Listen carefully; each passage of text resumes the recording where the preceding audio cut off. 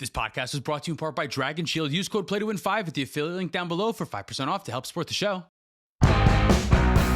Welcome to the Play to Win podcast, where we talk about winning in cEDH. I'm Cam. And I'm Dylan. This week we're talking about unbans. There have been some big shakeups in the Commander format. Cards have been unbanned by Wizards of the Coast directly. This is the first time that specifically has ever happened, and we're going to talk about it. I feel like we're a 60-card format podcast all of a sudden. Yeah. Okay, so just a little behind the scenes. We thought that we were going to get this information during the video, what is it called? A live stream. The live stream, sure. We thought we were going to get the information then, and we were going to react to it, and then we just checked Twitter, and boom, there they were. So I tried not to look a little bit. We glanced. We're going to try to give our first reaction here. Yeah, but we'll have the list of cards that have been unbanned for Commander as said by the Wizards website directly, so we'll be able to go through their reasonings that hopefully are typed out in the article. I haven't read the article yet. I wanted to be as surprised as possible. Let's get to it immediately. Drum roll, please. Well...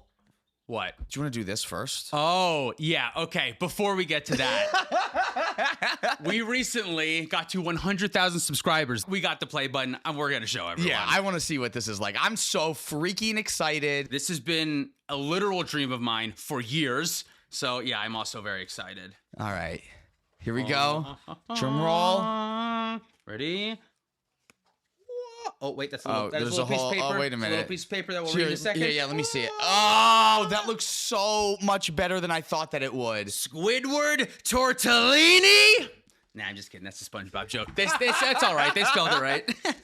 Here, do you want to see it? Yeah, I do. Oh, don't get fingerprints on it. I'm only going to touch the bottom. Don't get your greasy paws on it. Wow.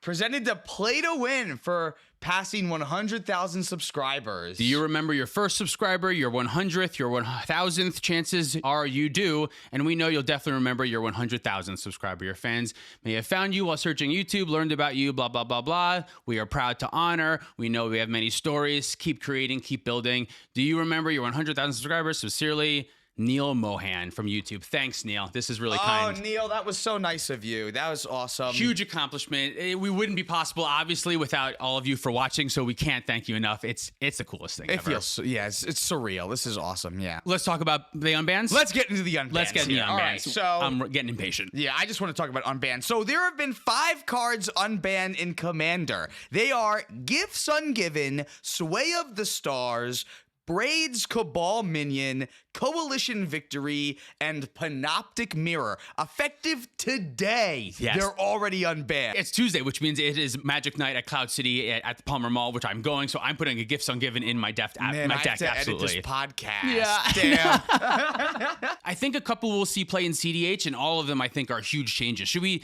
say what each one does? Well, I know we're going to go through each one of them individually because I do want to read these cards because I'm realizing that there's one of them that I have no idea what it does actually. Okay. So Gifts Ungiven is the first one we're gonna talk about real quick. This is 3 and a blue for an instant that says search your library for up to 4 cards with different names and reveal them. Target opponent chooses 2 of those cards. You put the chosen cards into your graveyard and then the rest in your hand and then shuffle. So this is one that I had a hunch could come off the list. I thought about this one because to me this card feels a little bit less strong than Intuition, but nonetheless this card is in many ways just as powerful. It's going to be a huge game change. The only issue, Blue Farm. This is like a perfect Blue Farm card, right? Yeah. And Blue Farm is already the best deck, Tim Necrom. So Tim Necrom gets, I think, just another amazing option. I got to assume they try it out, right? Well, I don't think it's just Tim Necrom. It's anyone that's in that Underworld Breach package. That, if you're looking for Underworld Breach, LED, and Savine's Reclamation is normally your Intuition pile, but it was always like, well, now I have to re-Intuition to find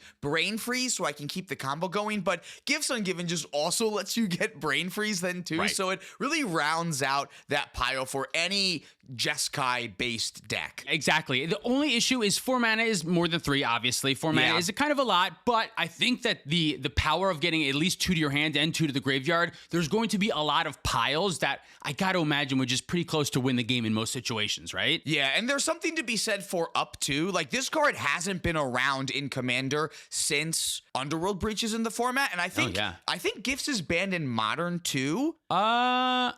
Wait a minute, now I feel stupid. I know for a while Gift Storm was really good. Did it get banned at some point? Double check. Modern banned list. No, Gifts is legal. Okay, so it's still legal in Modern. I can't believe people don't play that.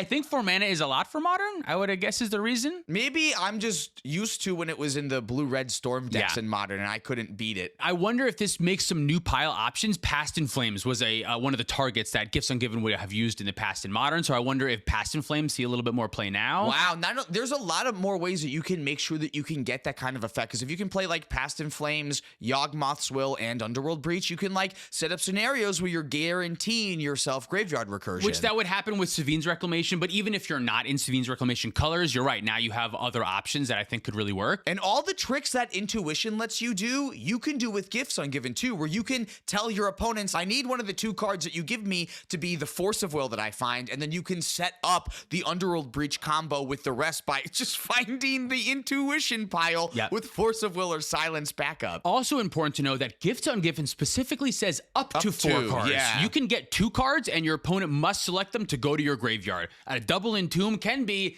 in the past, Unburial Rights and a creature. I'm sure there are other things now. Just Savine's Reclamation and Underworld Breach. Maybe you just do the 2. I mean, if you could get the others ones. But if you want to make sure it happens in the right amount of mana, you can just find any 2 cards. Dread Return and a Thassa's Oracle with a Tainted Pack in your hand or whatever. That is kind of funny. Like, because I know that Entomb being the only card of its kind does make it like a really valuable piece in the decks that want that effect. Well, there are other Entombs. I guess depending on what you're looking for. Yeah, but not any card. Like not Entomb. just any card. Right, yeah, exactly. Well, Lively Dirge or Lively Dirge has a mana value restriction if you want to end up getting something back from it, I think. But I guess that card, it's just a 3 mana straight up Entomb, right? It is a 3 mana Entomb. I do forget that you can just do 1 mode and you instead of 5 mana get the thing back. It can be 3 mana, just put a thing in. And I guess Unmarked Grave is one that lets you get a non-legendary. This one's an instant, and this one gets 2 things into the graveyard, which can be huge. I don't know that Unburial Rights is going to become a thing in cEDH, but I don't know. Something like it could. You know what I mean? The pile doesn't have to be 4 cards. It could be a 2-card pile. Yeah, exactly. So I think this is going to definitely be the best card that has been unbanned for cEDH by far. Yeah. I want to mention Krark decks. I'm playing Krark Silas right now. Holy fuck, is this thing going to be good? If you get to copy this, that's effectively 8 cards going somewhere. Like,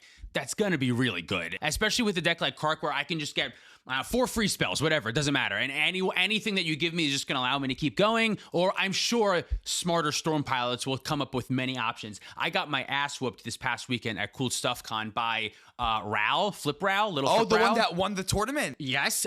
So I felt really great. I'm like, I lost to that deck, so I feel a little bit better about my luck. Yeah. That deck is crazy and does things like Past in Flames. There's a card that I can't remember right now that searches for 3 cards in your library with flashback and put them right in your graveyard. That card's pretty good. Past in Flames is also going to be great in a deck like that. And also any Krark deck that I just said, any Storm deck. I don't know. I'm super excited for what Gifts can do. Yeah, me too. Especially because a lot of cEDH decks play redundant pieces. So this is just always going to be able to get you what you need by using your words to get your opponent to tell you something, or you're just going to use it to win the game. 4 mana is the only thing that's a holdback for me. 4 mana is kind of a lot. Maybe Ad Nauseam ain't the move anymore. I've seen people cut 9 Ad Nauseam. Maybe finally Blue Farm goes, you know what? Maybe we don't need Ad Nauseam anymore. Maybe Gifts is good enough. I don't know if that's true. Because this is a 1-card win condition. It's in the same vein as Intuition. Yeah. So and even still, like I imagine there's worlds where you have part of the setup and you can find Savine's Reclamation, Underworld Breach, 2 counterspells. And I got to imagine, like, no matter what, your opponent is like either putting 2 counterspells in your hand and the Savine's and Underworld in the graveyard, or both counterspells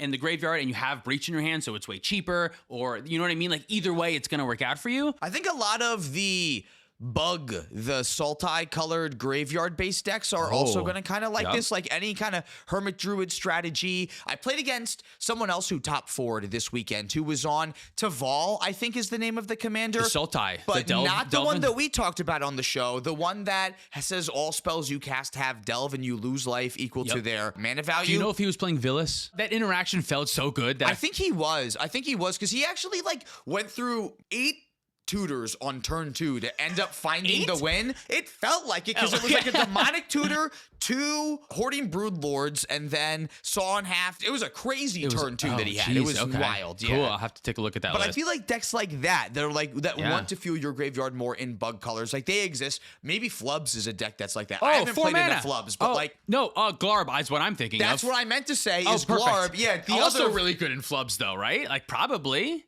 Probably. Right? it might just be like good in decks that play blue spells. Like, let me think about Kinnan for a moment. Oh, I don't know that Kinnan wants it. I don't know that Kinnan wants it, but if there's a way, like you make a ton of mana, if there's a way to guarantee a Basalt somewhere, like a Basalt and a tutor for a Basalt, I don't know what the pile would be. It can't be a tutor for a Basalt, but maybe 4 tutors for a Basalt or something. You're in green, so like Eternal Witness could be one of those things, but you need a third thing to be able to guarantee it. It's your intuition pile plus one other free card that you'll be able to get. Is it just like Basalt plus Eternal Witness and the Phyrexian one that puts it on top? Not Nature's Claim. Noxious Revival. Noxious Revival, and maybe you play this. I don't think Kinnan would want to play Reclaim. But they're not on Intuition now. So like if you're not on Intuition now, are you really looking for this card if you're not trying to also manipulate your graveyard? I don't know yet. I do think non-white decks will want to play Gifts Ungiven. Just because you're not on the Intuition pile, I think Gifts will find homes in other places where Intuition doesn't. I could see that, I think. Right now, I only see Intuition with Savine's Reclamation and Underworld Breach, right? For the most part, I don't really see Intuition much other places. A couple Storm decks maybe, but... Because you can't Yogg Will from your graveyard. Right, yeah. But this one is going to see play in decks that are not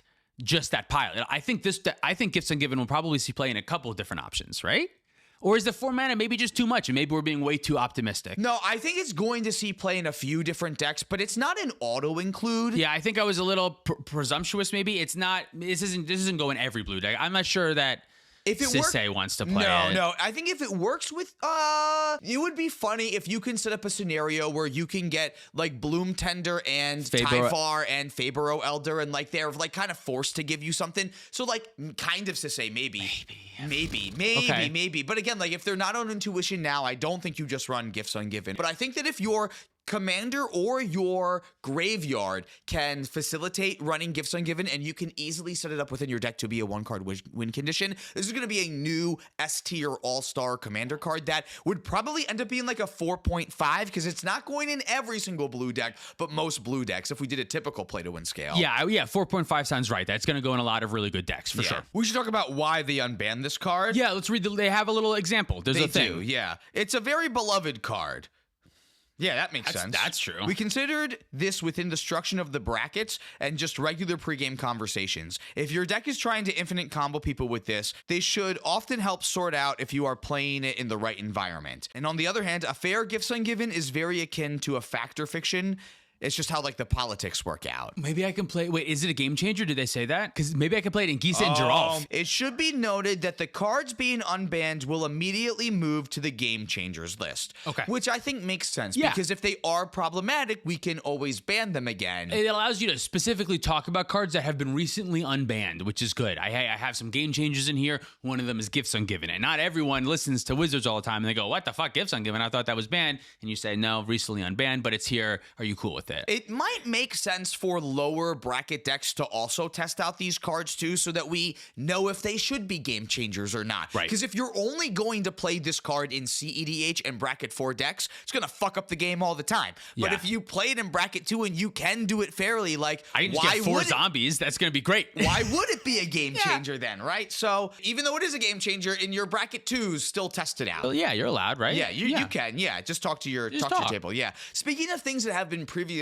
banned, Sway of the Stars is on this list, and they say, well, let's read it real quick. This is 8 and 2 blue for a sorcery that lets each player shuffle their hand, graveyard, and permanents into their library and then draw 7 cards, and everyone's life total becomes 7. Now, I want to specify, it doesn't let them do that. It forces them to do that.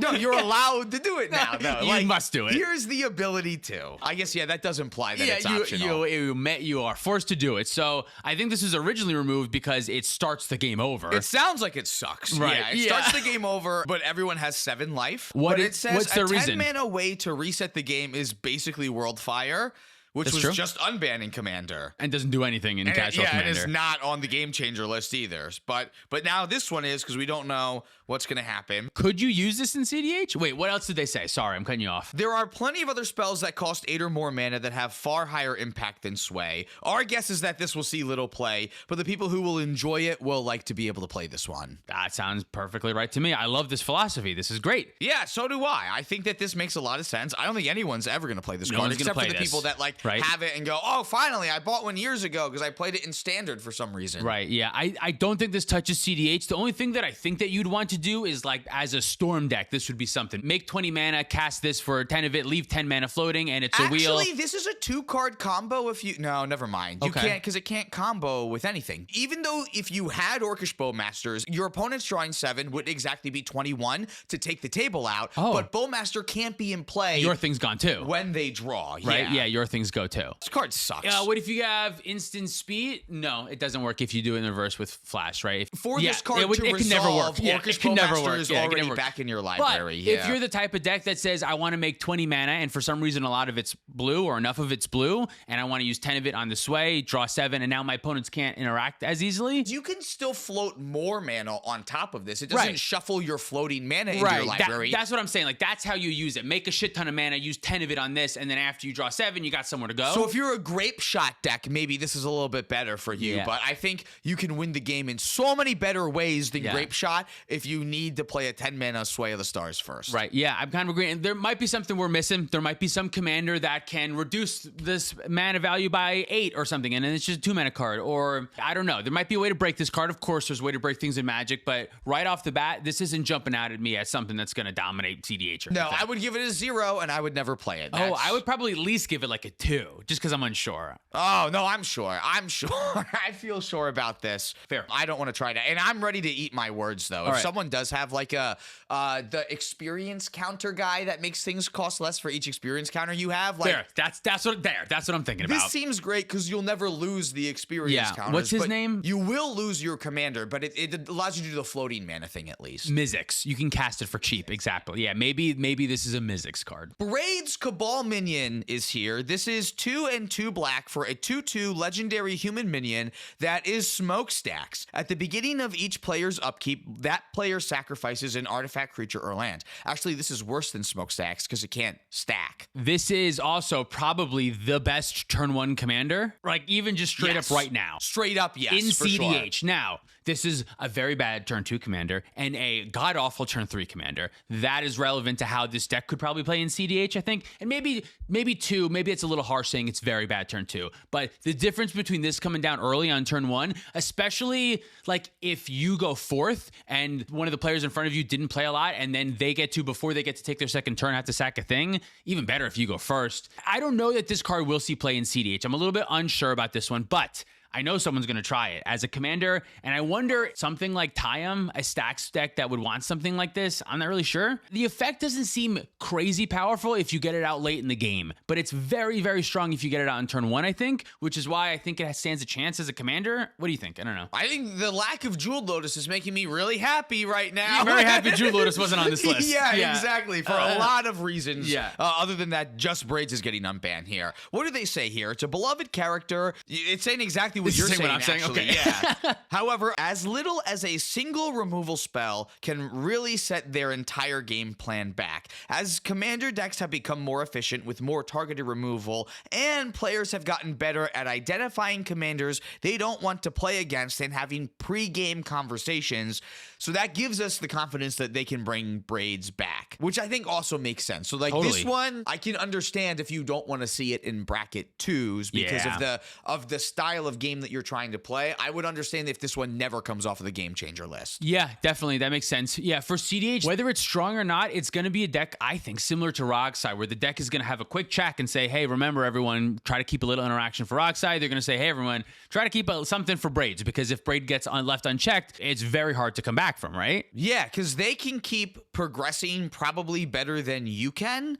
Although your turn 1 Braids also sets you back, though. Also sets you back. How did you get Braids out? Probably Dark Ritual Lotus Petal. And then now you go to your turn, you have to sacrifice your land. Now you have Braids. And nothing. Is your plan go to time and try to attack everyone for 2? That doesn't win the game. Right, so I would imagine, I don't know how Braids would be built. My gut says dump them. You want like a lot of eggs? Dump them! You want a lot of shit. Just throw it out all in play, because what you don't want to happen is to get a whole bunch of big spells locked up in your hand because on turn 2 you had to sacrifice your land. But what you do want to have is like Memnites and Culling the Weeks or whatever, so that like if you do rip Culling the Week and you already had this, your 1/3 drop in your hand, sack your little free creature that you played earlier that you still have for some reason and like necro out some more cards. This to me feels like a turbo necro deck, right? You want to go all in on tons of fast mana and a bunch of like ad nauseum necro effects. But then if you don't have those things, you start on Braids to like secure a win later. Is that something? Is this better than new Braids then, though? The 1 and 2 black that can draw you a bunch of cards? Can you remind me what new Braids does? I know it's 3 mana. I know there's some optional sacrificing. Like your opponents don't have to sacrifice. They can give you cards. Yeah, it's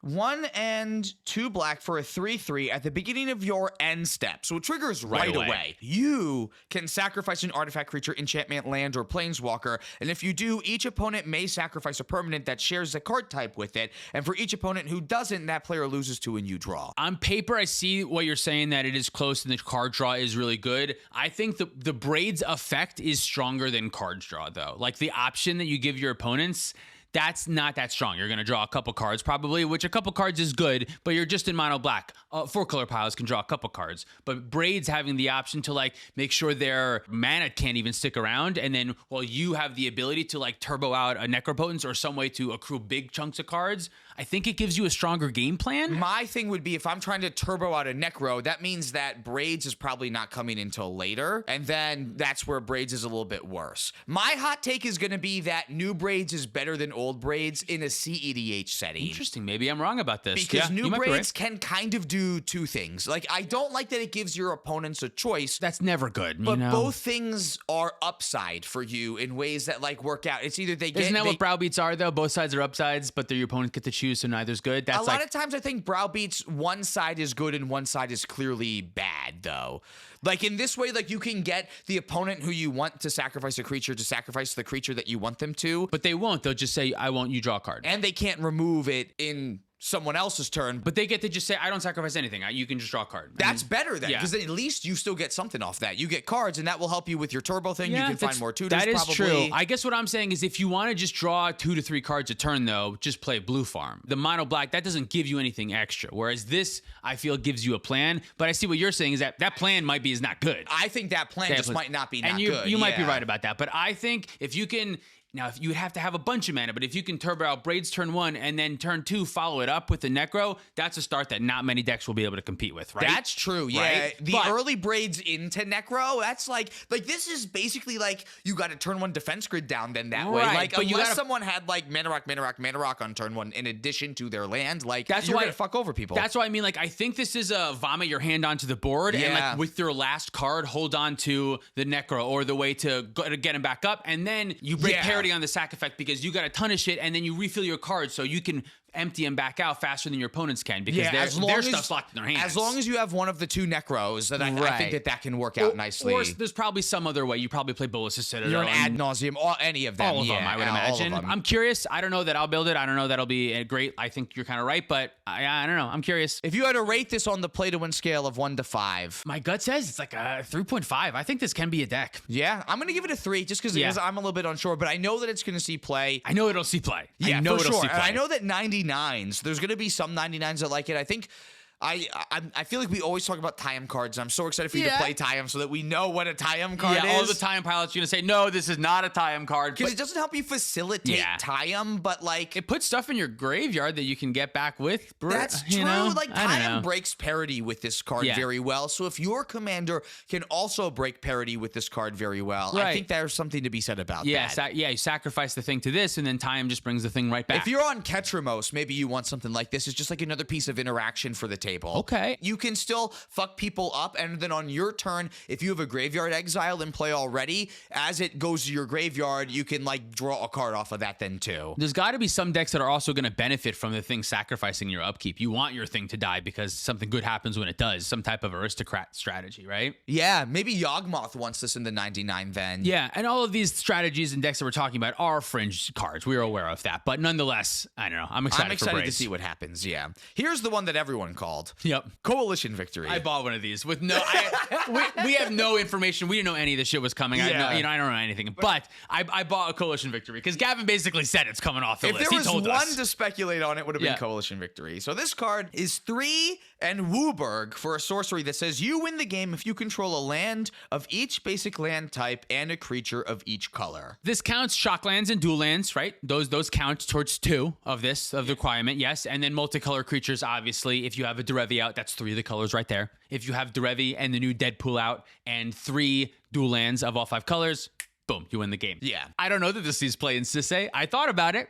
I'm thinking about it. 7 mana? 5 plus 3, it's 8 mana. 8 mana. And their thing is, it says they can easily be interacted with. A single removal spell in response to your 5-color commander means that you spent 8 mana to do nothing. That's the thing. Like, it checks on resolution. Oh, yeah. They just, all right, anyone got a single piece of interaction removal? Boop. Oh, shit. For anything, yeah. But it is a 1-card win con, sort of. Not really, but sort of. In your 5-color deck, if you can make 8 mana and you want to give this a shot, Sisay can end step, go search for a Cutzel, untap, slam this down with a couple. I don't know. Man. I don't it's think not so. really a 1-card win con because No. your board has to be such a certain way. It is at minimum well, I guess you could play tri-lands, right? Yeah, the But that's lands bad. isn't the part that I'm worried about. Yeah, I'm worried it's the about creatures. the creatures. Yeah, because already I feel like that's something that Sisay is worried about. Is Right. like, oh, I don't have the creature colors for my Bloom Tender to tap for 5. Yeah, I would rather get those 5 colors of creatures and find a 2-mana creature like Bloom Tender than an 8-mana sorcery like this card. Yeah.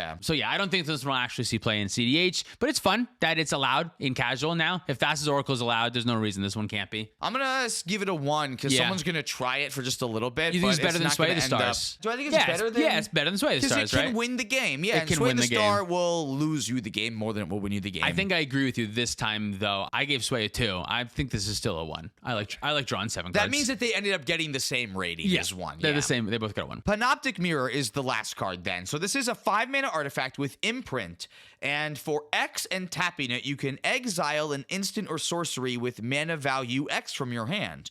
Oh, okay. So like Chrome Mox imprints it when it enters, you actively have to put more mana into this 5-mana artifact in order to imprint something onto it. Right. But at the beginning of your upkeep, you may... No, you don't. Hold up. You may copy a card exiled with this artifact, and if you do, then you may cast the copy without paying its mana cost. Okay, I see. Yeah. So the reason why this is on the ban list is because it facilitates infinite turns. With any extra turn spell, if you have the mana, how much? 5 to cast this? Plus whatever the mana value of your infinite turn spell is, which is at least 5 in Normally, Commander. yeah, at least 5. And you can't, the delve, like that doesn't help this. You can't delve as part of the activation. The activation cost is equal to the mana value on the card, right? Correct, yeah. So Miracle, any of that kind of bullshit So doesn't work. as far as I'm aware, it is at least a 10 mana take infinite turns combo. That's not good for cEDH. No, very bad. But this is a fun card to have in casual because there's already a rule in lower brackets about infinite turns where now you can just say, I play Panoptic Mirror, but I don't have infinite turns in my deck. Yeah, I'm just going to cast Ghostly Flicker every This turn is or another one something. that I would hope that lower bracket decks get to test out, even though it's coming into the format as a game changer. Because it's fun in casual. If you put like something silly underneath it, I think it can be really fun. Yeah, and like you can even put multiple things into it, and you'll only get 1 card on your upkeep, but like you can start to like toolbox which card that you get, which is pretty cool. I really like this one. I mean, there's a lot you can do. Put a Final Fortune underneath it, but you also have like a Sundial the Infinite or something, right? That is gnarly. That's fun. That's really cool. And I'm sure there's smarter things and cooler shit that you can do even than that. So that's exciting for casual. Don't think it'll touch Tell CDH. Jesper this is an Obeka card then. Ooh, That's okay. actually pretty gnarly. Yes, yeah, this may be an Obeka card for even CDH. Yeah. Right, yeah, you just need the Obeka, right? So this plus Final Fortune and Obeka? That's actually a 2-card combo then with your commander. Right, so that's 7 mana? 2-card combo? Yeesh. Yeesh. Yeesh. I mean, you're playing Obeka already, You're so already there. All right, You're already playing the extra turn spells. Why that's not? funny, yeah. It's colorless mana, so you can use Mana Vault to get in there. It fixes your mana, makes it that easier. Sure. Yeah, it's not an Atali card, right? Huh. No, because What would I put under it? What would you put under it? Because I get the card on my upkeep. So even if I put mana under it, it's not good. Yeah. No, not good. Not there. What a bummer. Yeah. I think this is going to end up being like a 1.5 in cEDH. Is there other things that you can put under it that's not an extra turn spell? Like you could just like slap a tutor under there, but then everyone knows you're going to tutor next turn and you spend 7 mana to do That's the thing. turn. Like you not getting it until the you next don't get turn it now, makes right? it bad. Yeah. So that's so bad. So like even if you have to cast Panoptic Mirror and at minimum put 1 mana into it for something. Unless, how does it work with the free spells that have suspend on them? They don't have a mana value. I have no fucking idea. Either way, you don't get the thing now. You still have to tap out all of this mana and then just pass a turn, right? Yeah. That's so bad. Yeah, that is how that works. That's so bad. Yeah, I give this like a 0.5. It doesn't have an answer to my question in the bottom, so I'm just going to move past it. Yeah. Okay. What's their reasoning here? They like it. We like it. That's what they say. The first 2 words are, I personally have been a Panoptic Mirror enjoyer, and now everything that's going to follow this is bias, so I'm not even going to read it. All right, so let's talk about, there's a section here, I didn't know this would be a section here, on Dockside, Jeweled Lotus, and Mana Crypt. And we've talked to a lot of people who thought that these cards had a chance of being unbanned. Yeah. So I think it is important that they talk about Yeah, this. what'd they say? Would you mind? They did talk about these, and they're not unbanning them at this time. They specifically say at this time. Oh. Why would you?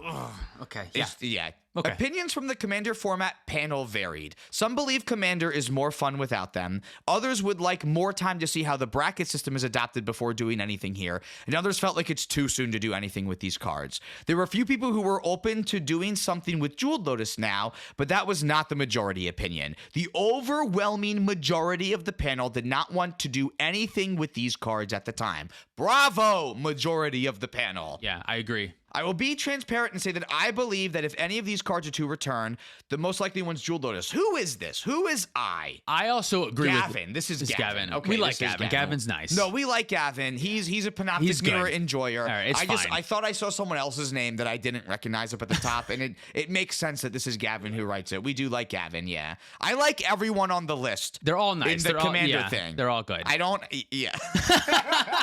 I like everyone. All right, so Gavin here is being transparent and say that the most likely one is Jeweled Lotus due to its one-shot nature, but now that Braids, this is now Cameron, now that Braids isn't around. No.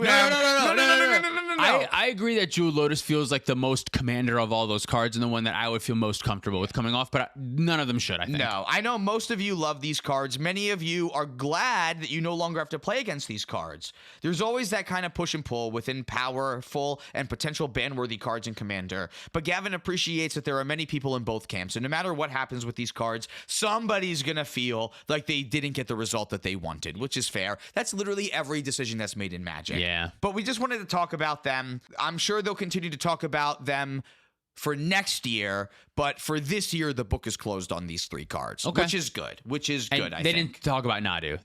They were like, we stand Nobody by. cares. I don't think stand by anyone Nadu. cares. We stand by that one. No one was like, oh man, I lost money on Nadu. And got like, mad yeah, about that one was a mistake. Oh, whoops. Okay, so here's cool. the thing: the future bans. Yeah. Oh. So they're committing to no further changes to the ban list for the rest of this year. Okay. The rest of the year 2025 is where we're at. Yeah, which I think makes complete sense, except for the Nadu contingency, which is if there's a new or unbanned card that becomes generally degenerate, they'll ban it. Okay.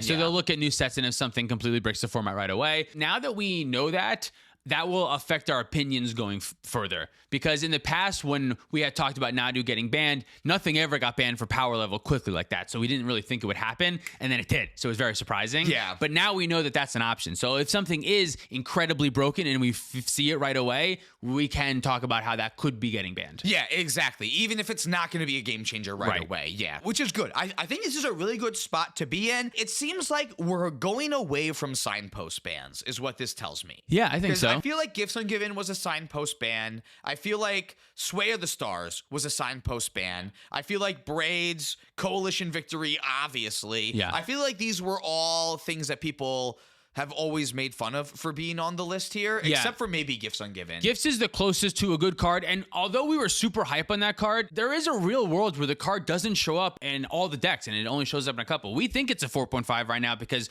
we know Gifts has been historically strong, but 4 mana is a lot. That's a real thing. I feel like I said that once or twice, and that may prove to be just a little bit too much mana. Part of me thinks that there could be a chance that only Intuition decks, like current Intuition decks, end up picking this up. And it's just a second copy of Intuition, and it just goes in Blue Farm, the best deck. Yeah, which is still an amazing pickup for Blue Farm. Yeah, good job, Blue Farm, for coming out on top of this one. Best deck in the format, just got even better. Hell yeah. Yeah. But yeah, that's really the only one I think is going to make the most sense here. I highly recommend, I'm going to put the link in the description of the podcast so that you can go check out the Wizards article that Gavin has here, because at the bottom, he goes into like every other card on the ban list and talks about why like they talked about it and why it's not getting unbanned. And if you want to know more about that, you can go on there, because there's a lot of other cards we speculated, like Primeval Titan and stuff like that, that we did not see come off the list this time. Did he talk about why in the list? Did they say anything about it? It's all there. Okay. It's all there. So if you want to read that, you can go do that in the description below. But I think I really like these updates here. I think that a couple of them, like Braids, maybe I wouldn't have been so excited about. But I think what I wasn't thinking of so much is like how the Game Changers list and how the bracket system is actually going to mold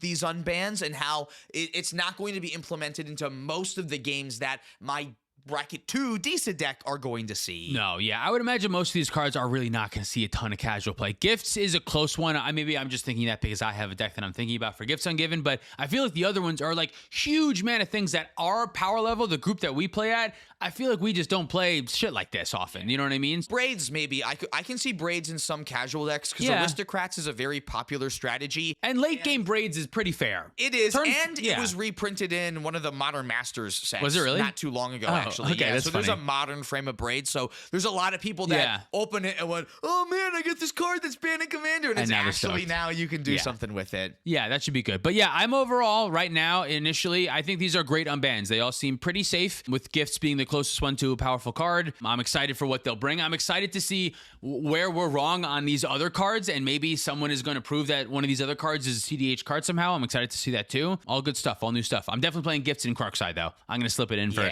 just going to cut something and then figure out what the piles are later. I know. I'm a little sad that I don't think that Thrasios Timna wants any of these, although maybe there's something to be said that Gifts can put Devoted Druid directly into your graveyard.